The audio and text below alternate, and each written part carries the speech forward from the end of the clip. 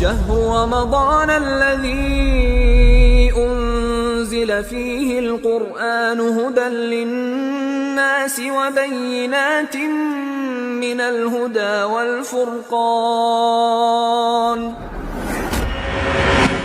رمضان مبارك. Assalamualaikum warahmatullahi wabarakatuh. Innal hamdalillah nahmaduhu wa nasta'inuhu wa nastaghfiruhu wa nastahdihi wa na'udzu billahi min shururi anfusina wa min sayyiati a'malina. Man yahdihillah fahuwal muhtad wa man yudlil falan tajida lahu waliyyan mursyida. أشهد أن لا إله إلا الله وحده لا شريك له وأشهد أن محمدا عبده ورسوله بلغ الرسالة وأدى الأمانة ونصح الأمة وتركها على محجة البيضاء ليلها كنهارها لا يزيغ عنها إلا هالك. أما بعد. Ma'asyiral mu'minin rahimani wa rahimakumullah jami'an. Alhamdulillah, kita bersyukur pada Allah Azza wa Jalla yang memberikan kita anugerah, yaitu ketaatan serta istiqamah di atasnya. Salawat serta salam kepada Nabi Muhammad sallallahu alaihi wasallam, khairul anbiya'i wal mursalin, sebaik-baik nabi dan sebaik-baik rasul. Ma'asyiral mu'minin rahimani wa rahimakumullah. Di bulan Ramadan yang Allah berkahi ini, Allah Subhanahu wa taala memotivasi kita untuk melakukan amal saleh sebanyak-banyaknya. Karena sesungguhnya amal saleh di bulan Ramadan Allah lipat gandakan pahalanya. Imam Ibrahim An-Nakhai mengatakan, satu tasbih yang dibaca oleh seseorang di bulan Ramadan jauh lebih baik daripada 1000 tasbih di luar bulan Ramadan. Satu rakaat yang dilakukan di bulan Ramadan jauh daripada 1000 rakaat yang dilakukan di luar bulan Ramadan. Dan kemudian Allah Subhanahu wa taala memberikan anugerah besar-besaran, yaitu berupa ampunan. Ketika Rasulullah sallallahu alaihi wasallam mengatakan, wa ghuliqat abwabun nar falam yuftah minha baban, dan ditutup pintu neraka dan tidak ada satupun pintu yang dibuka. Ulama mentafsirkan hadis ini dengan mengatakan bahwa di bulan Ramadan kathratul ghufran wa tajawuz anid dzunub, banyaknya ampunan dan dimaafkannya kesalahan-kesalahan. Tapi ya ikhwah, jangan pernah hancurkan anugerah ini dengan dosa. Terkadang kita hanya memperhatikan dosa-dosa besar tanpa memperhatikan dosa-dosa kecil. Perlu diperhatikan, dosa kecil Allah akan ampuni apabila dosa besar dijauhi. Sebagaimana Allah berfirman dalam surat An-Nisa ayat 31, in tajtanibu kaba'ira ma tunhauna anhu nukaffir ankum sayyi'atikum wa nudkhilkum mudkhalan karima. Allah berfirman, jika kalian menjauhi dosa-dosa besar, kabair, ma tunhauna anhu, dengan dosa di antara kalian dan apa yang dilarang oleh atas kalian, nukaffir ankum sayyi'atikum, maka kami akan menghapuskan dosa-dosa kecil kalian, wa nudkhilkum mudkhalan karima, dan kami akan memasukkan kalian ke dalam surga, mudkhalan karima. Maka Syekh Abdul Muhsin Al-Abbad mengatakan tentang mentafsirkan hadis Rasulullah sallallahu alaihi wasallam, keutamaan puasa yang menghapuskan dosa selama 2 tahun, dikatakan idza kanatil kabirah lam tajtanib au kana musirran 'alaiha fa innahu la yahsul ma'aha at-takfir. Dikatakan kalau seandainya dosa besar tidak dijauhi, bahkan dia terus-menerus melakukan dosa kecilnya, maka dia tidak akan pernah diampuni dosa kecilnya. Maka ya ikhwah, di sini jelaskan ada 4 penyebab dosa kecil tidak akan pernah dikatakan sebagai dosa kecil. 4 dosa kecil yang menjadikan dosa itu membinasakan. Hal yang pertama adalah dosa kecil ketika dilakukan terus-menerus maka nilainya bisa menjadi dosa besar. Sebagaimana Abdullah bin Abbas mengatakan di dalam atharnya, la kabirata ma'a istighfar, tidak ada dosa besar jika dilakukan dengan meminta ampun kepada Allah Subhanahu wa taala, wala saghirata ma'al israr, dan tidak ada disebut dosa kecil ketika dilakukan terus-menerus. Terkadang seseorang meremehkan, ini masih dosa kecil. Kalau dosa besar jelas itu membinasakan. Siapa bilang ya ikhwah? Orang-orang yang semakin takut kepada Allah, apapun dosanya mereka akan berhati-hati. Bukan kemudian meremehkan kesalahan tersebut. Ini yang sering kadang-kadang kita remehkan. Padahal ini sumber bencana sebenarnya ketika kita mulai memandang remeh kesalahan tersebut. Makanya coba hati-hati. Kalau amal saleh kita benar, maka Allah akan tanamkan rasa takut di dalam hati kita. Karena Rasulullah SAW mengatakan dalam hadis qudsi, Allah Subhanahu wa taala mengatakan, la ajma'u ala abdi amnaini wala khaufain. Aku tidak akan pernah mengumpulkan bagi hambaku 2 rasa takut dan 2 rasa aman sekaligus.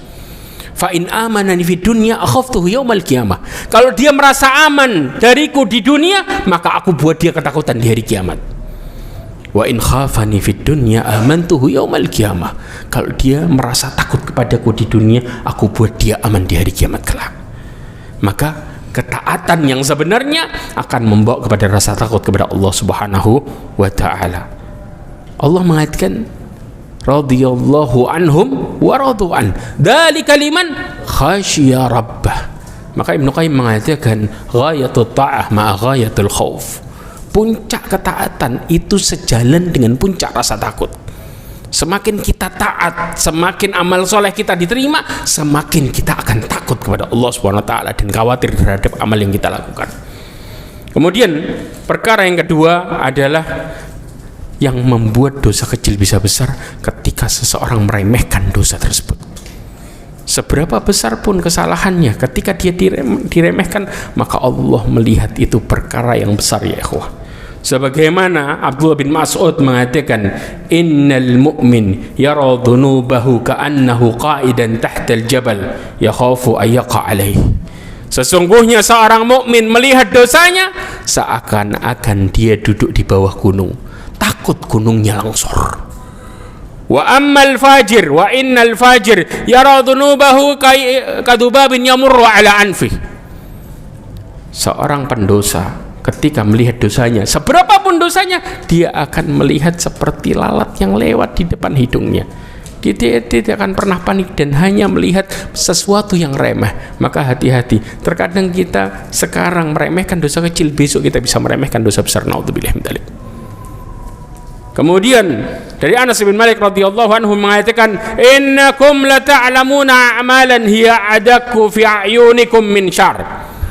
Sesungguhnya kalian tidak mengetahui amalan dosa yang di hadapan mata kalian lebih tipis daripada rambut. Artinya ketika melihat sebuah kesalahan yang kecil, kalian melihat itu, tetapi kami inna kunna na'uduha ala ahdin Nabi sallallahu alaihi wasallam al-mubiqat, dan kami melihat itu di zaman Rasulullah SAW sebagai dosa besar. Karena yang mereka lihat adalah kepada siapa mereka bermaksiat, bukan seberapa besar dosanya. Ini yang sebenarnya ya ikhwah. Kemudian yang ketiga adalah orang-orang yang memamerkan dosa. Yang dipamerkan apabila walaupun itu dosa kecil, maka Allah Subhanahu wa taala tidak akan pernah mengampuni dosa tersebut. Sebagaimana hadis Rasulullah sallallahu alaihi wasallam yang diriwayatkan oleh Imam Bukhari dan Muslim dari Abu Hurairah radhiyallahu an, Rasulullah mengatakan, kullu ummati mu'afa, semua umatku akan diampuni, illal mujahirin, kecuali orang-orang yang menampakkan dosanya.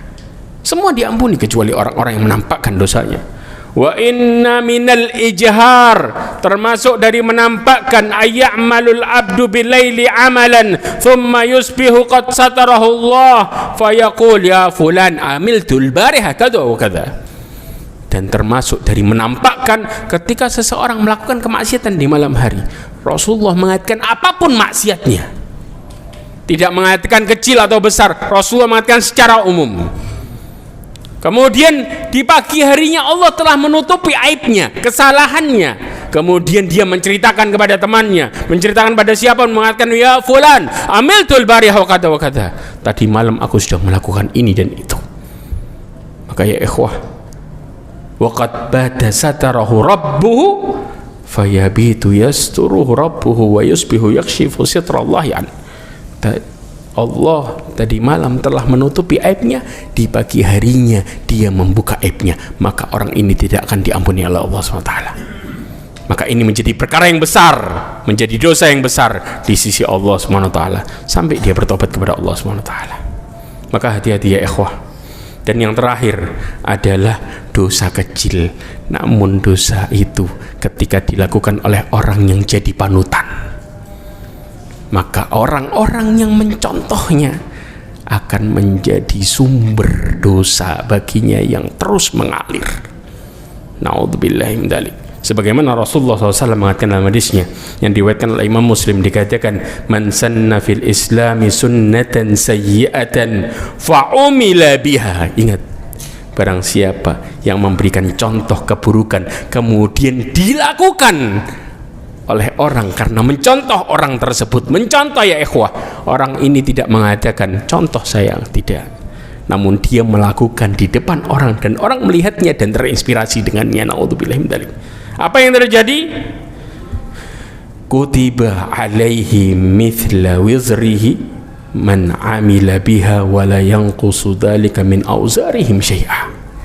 Dituliskan seperti dosa orang yang mencontoh tadi tanpa mengurangi dosa mereka sama sekali.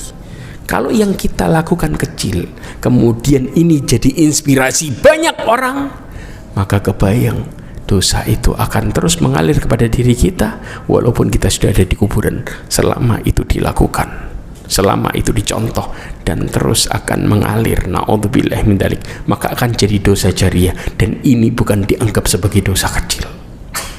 Maka hati-hati terhadap dosa, jauhilah perkara-perkara ini. Mudah-mudahan Allah SWT merahmati kita semua, menjauhkan kita dari dosa-dosa besar dan dosa-dosa kecil. Mudah-mudahan Allah menanamkan kepada diri kita semua rasa takut kepadanya dan harapan yang besar kepada Allah SWT, serta mudah-mudahan Allah menimbulkan kepada diri kita, hati kita cinta kepada Allah SWT, dan menutup hidup kita semua dengan husnul khatimah.